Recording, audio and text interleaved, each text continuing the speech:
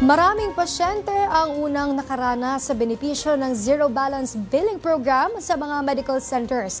Kabilang na nga rito ang isang sanggol na nakaligtas mula sa isang aksidente. Ang kanyang kwento, alamin natin sa report ni Faith Santiago. Sa naging pagbisita ni Pangulong Ferdinand Marcos Jr. sa DOH East Avenue Medical Center, nasilaya ng Pangulo ang premature baby na si Elise na nasa neonatal intensive care unit matapos mailigtas mula sa sinapupunan ng kanyang nanay na nasawi sa aksidente. Ani ng kanyang ama na si Dexter, 7 buwan nang buntis ang ina ng sanggol nang madawit sa banggaan ng motorsiklo. Umabot naman sa higit ₱250,000 ang kabuuang bayarin sa ospital dahil sa pagpapagamot ni Baby Elise at ng ina nito. Ngunit dahil sa Zero Balance Billing Program, zero o wala nang babayaran ni piso ang pamilya.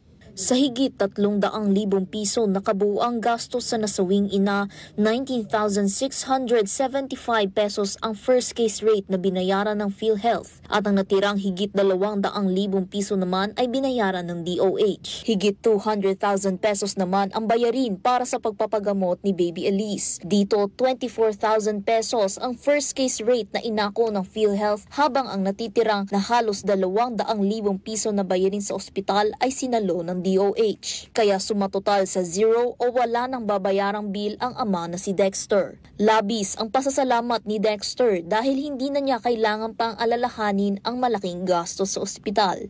Nagpaabot din ng pakikiramay si Pangulong Marcos Jr. at DOH Secretary Ted Herbosa sa nagluluksang ama. Matatandaan noong bumisita ang Pangulo sa Eastern Visayas, ibinida niya ang programang Zero Balance Billing kung saan mas pinadali at ginawang mas makatao ang sistema ng healthcare sa bansa.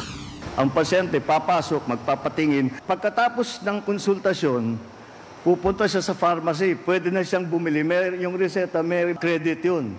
So, libre. Ito ay effort ng administrasyon para mas mapalagay ang loob ng mga mamamayang Pilipino sa pagpapagamot tungo sa mas malusog at matibay na bagong Pilipinas. Para sa totoong balita sa bagong Pilipinas, Faith Santiago, Congress News.